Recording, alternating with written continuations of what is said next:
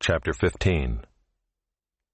After this Absalom got himself a chariot and horses and 50 men to run before him. And Absalom used to rise early and stand beside the way of the gate. And when any man had a dispute to come before the king for judgment, Absalom would call to him and say, "From what city are you?" And when he said, "Your servant is of such and such a tribe in Israel," Absalom would say to him, "See, your claims are good and right, but there is no man designated by the king to hear you." Then Absalom would say, "Oh, that I were judge in the land! Then every man with a dispute or cause might come to me, and I would give him justice." And whenever a man came near to pay homage to him, he would put out his hand and take hold of him and kiss him.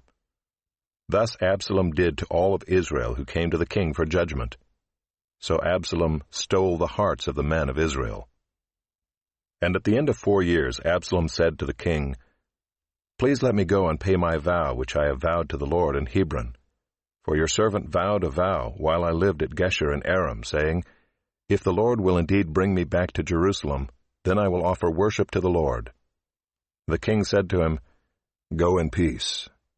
So he arose and went to Hebron. But Absalom sent secret messengers throughout all the tribes of Israel, saying, "As soon as you hear the sound of the trumpet, then say, 'Absalom is king at Hebron.'" With Absalom went 200 men from Jerusalem who were invited guests, and they went in their innocence and knew nothing.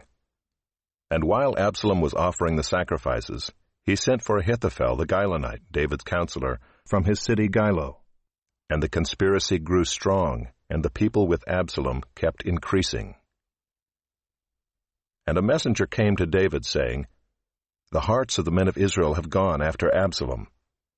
Then David said to all his servants who were with him at Jerusalem, "Arise and let us flee, or else there will be no escape for us from Absalom.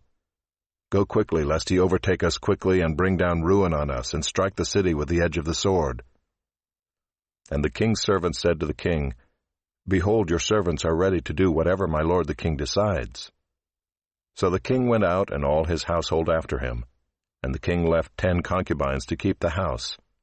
And the king went out, and all the people after him, and they halted at the last house.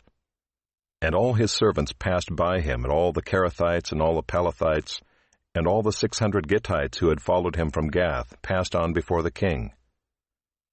Then the king said to Ittai the Gittite, "Why do you also go with us? Go back and stay with the king, for you are a foreigner, and also an exile from your home. You came only yesterday, and shall I today make you wander about with us, since I go I know not where? Go back and take your brothers with you, and may the Lord show steadfast love and faithfulness to you." But Ittai answered the king, "As the Lord lives, and as my lord the king lives, wherever my lord the king shall be, whether for death or for life, there also will your servant be." And David said to Ittai, "Go then, pass on." So Ittai the Gittite passed on with all his men, and all the little ones who were with him.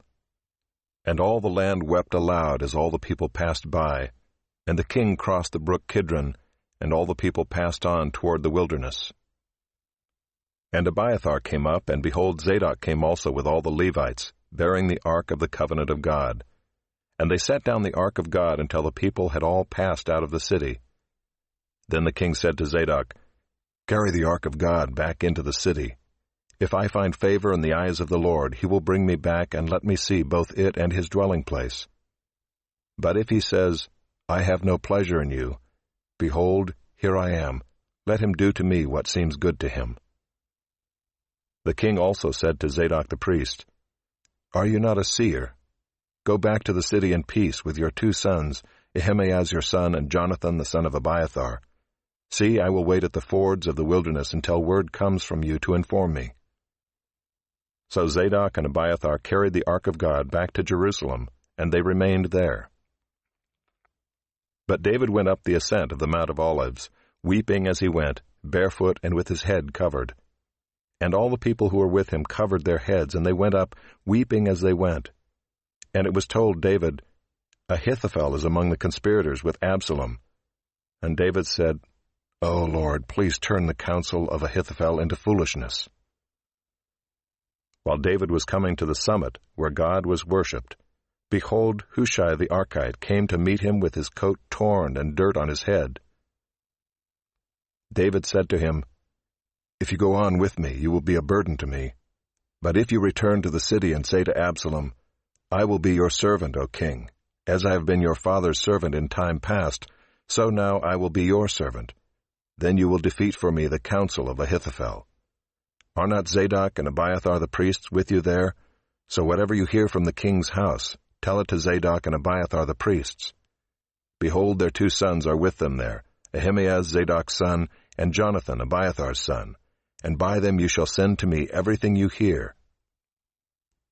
So Hushai, David's friend, came into the city just as Absalom was entering Jerusalem.